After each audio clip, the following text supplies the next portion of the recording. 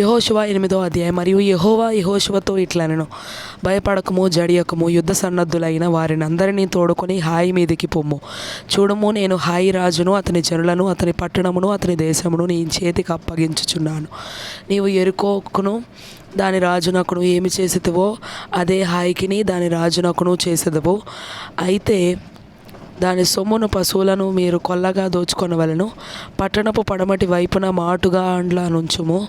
యెహోషువయు యోధులందరూ హాయి మీదికి పోవాలని ఉండగా, యెహోషువ పరాక్రమము గల 30,000 శూరులను ఏర్పరిచి రాత్రివేళ వారిని పంపి వారికి ఆజ్ఞాపించినదేమనగా, ఆ పట్టణమునకు పడమటి వైపున మీరు దాన్ని పట్టుకొన చూచుచు పొంచి ఉండవలను. పట్టణమునకు బహుదూరమునకు వెళ్ళక మీరందరూ సిద్ధపడి ఉండుడి. నేనును నాతో కూడానున్న జనులందరూ పట్టణమునకు సమీపించెదము.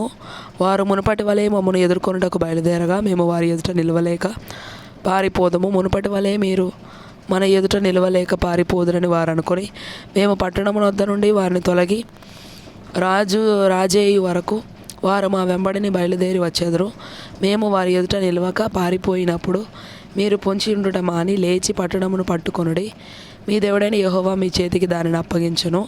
మీరు ఆ పట్టణమును పట్టుకొనినప్పుడు యెహోవా మాట చొప్పున జరిగించి దానిని తగులబెట్టవలను. ఇదిగో నేను మీకు ఆజ్ఞాపించి ఉన్నానని చెప్పి యెహోషువ వారిని పంపగా, వారి పొంచి ఉండుటకు హాయి పడమటి దిక్కున బేతేలునకును హాయికిని మధ్య నిలిచిరి. ఆ రాత్రి యెహోషువ జనుల మధ్య బస చేసెను.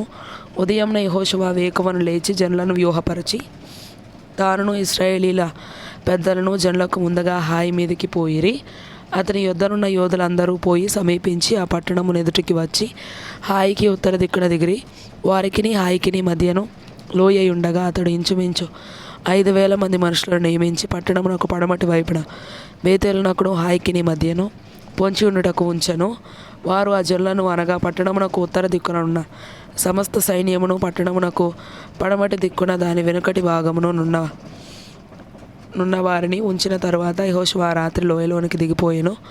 హాయి రాజు దాన్ని చూచినప్పుడు అతడును అతని జనులందరూ పట్టణస్థులందరూ త్వరపడి పెందలకడ లేచి మైదానం ఎదుట ఇశ్రాయేలీలను ఎదుర్కొని తాము అంతకు ముందు నిర్ణయించుకొనిన స్థలమున యుద్ధము చేయుటకు బయలుదేరి తనను పట్టుకొనుటకు పొంచి ఉన్నవారు పట్టణమునకు పడమటి వైపున నుండిన సంగతి అతడు తెలుసుకొనలేదు. యెహోషువయు ఇశ్రాయేలీలందరూ వారి ఎదుట నిలవలేక ఓడిపోయిన వారైనట్టు అరణ్య మార్గము తట్టు పారిపోయినప్పుడు వారిని ఆతురముగా తరుముటకై హాయిలోనున్న జనులందరూ కూడుకొని యెహోషువను తరుముచు పట్టణమునకు దూరముగా పోయిరి. ఇశ్రాయేలీలను తరుముటకు పోనివాడొకడును హాయిలోనే గాని బేతేలులోనే గాని మిగిలి ఉండలేదు. వారు గవిని వేయక పట్టణమును విడిచి ఇశ్రాయేలీలను తరుమబోయి ఉండిరి. అప్పుడు యెహోవా యెహోషువతో ఇట్లనెను, నీవు చేత పట్టుకొనిన ఈటెను హాయి వైపుగా చాపుము, పట్టణమును నీ చేతికి అప్పగింతును. అంతటి యెహోషువ తన చేతనున్న ఈటెను ఆ పట్టణము వైపు చాపెను. అతడు తన చెయ్యి చాపగా పొంచి ఉన్నవారు మాటులో నుండి త్వరగా లేచి పరిగెత్తి పట్టణములో చొచ్చి దాన్ని పట్టుకొని అప్పుడే తగులబెట్టిరి. హాయి వారు వెనుక వైపు తిరిగి చూచినప్పుడు ఆ పట్టణం యొక్క పొగ ఆకాశమునకు ఎక్కుచుండెను. అప్పుడు అరణ్యమునకు పారిపోయిన జనులు తిరిగి తమను తరుముచున్న వారి మీద పడుచుండిరి గనుక ఈ తట్టైనను ఆ తట్టైనను పారిపోవుటకు వీరికి వీలు లేకపోయెను. పొంచి ఉన్నవారు పట్టణమును పట్టుకొని ఉండుటయు పట్టణపు పొగ ఎక్కుచుండుటయు యెహోషువయు ఇశ్రాయేలీలందరూ చూచినప్పుడు వారు తిరిగి హాయి వారిని హతము చేసిరి. తక్కిన వారును పట్టణంలో నుండి బయలుదేరి వారికి ఎదురుగా వచ్చిరి. అట్లు ఈ తట్టు కొందరు ఆ తట్టు కొందరు ఉండగా హాయి వారు ఇశ్రాయేలీల నడుమ చిక్కుబడిరి గనుక ఇశ్రాయేలీలు వారిని హతము చేసిరి. వారిలో ఒకడనూ మిగలలేదు, ఒకడనూ తప్పించుకొనలేదు. వారు హాయి రాజును ప్రాణముతో పట్టుకొని యెహోషువ యొద్దకు తీసుకొని వచ్చిరి. బీటిలోను పొలములోను హాయి నివాసులను తరిమిన ఇశ్రాయేలీలు వారిని చంపుట చాలింపగా కత్తివాత కూలక మిగిలిన వాడు ఒకడునూ లేకపోయినప్పుడు ఇశ్రాయేలీలందరూ హాయి యొద్దకు తిరిగి వచ్చి కత్తివాతను నిర్మూలము చేసిరి. ఆ దినమున పడిన స్త్రీ పురుషులందరూ 12,000 మంది. యెహోషువ హాయి నివాసులను అందరినీ నిర్మూలము చేయి వరకు ఈటెను పట్టుకొని చాచిన తన చేతిని తిరిగి ముడుచుకొనలేదు. యెహోవా యెహోషువకు ఆజ్ఞాపించిన మాట చొప్పున ఇశ్రాయేలీలు ఆ పట్టణంలోని పశువులను సొమ్మును తమ కొరకు కొల్లగా దోచుకొనిరి. అట్లు యెహోషువ హాయి నిత్యము పాడైపోవాలని దాన్ని కాల్చివేసి నేటి వరకు అది అట్లే ఉన్నది. యెహోషువ హాయి రాజును సాయంకాలం వరకు మ్రాను మీద వ్రేలాడదీసెను.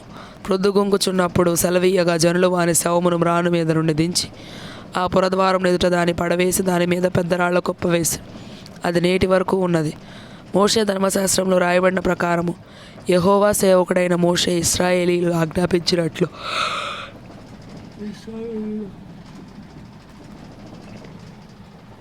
ఇశ్రాయేలీలకు ఆజ్ఞాపించినట్లు యెహోషువ ఇశ్రాయేలీల దేవుడైన యెహోవా నామమున బలిపీఠము, ఇనుప పనిముట్లు, తగిలింపని కారు రాళ్లతో ఏబాలు కొండ మీద కట్టించెను. దాని మీద వారు యెహోవాకు దహన బలులను సమాధాన బలులను అర్పించెను.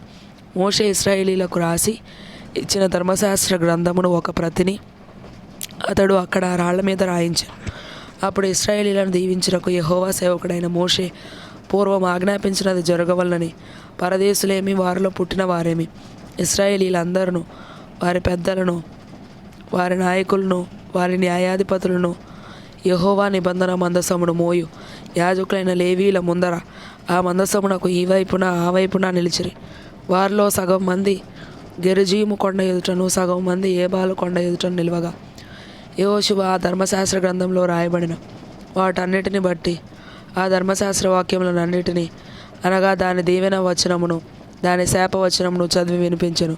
స్త్రీలను, పిల్లలను, వారి మధ్య నుండి పరదేశులను వినుచుండగా యెహోషువ సర్వ సమాజమును ఎదుట మోషే ఆజ్ఞాపించిన వాటన్నిటిలో చదువక విడిచిన మాట ఒక్కటియూ లేదు.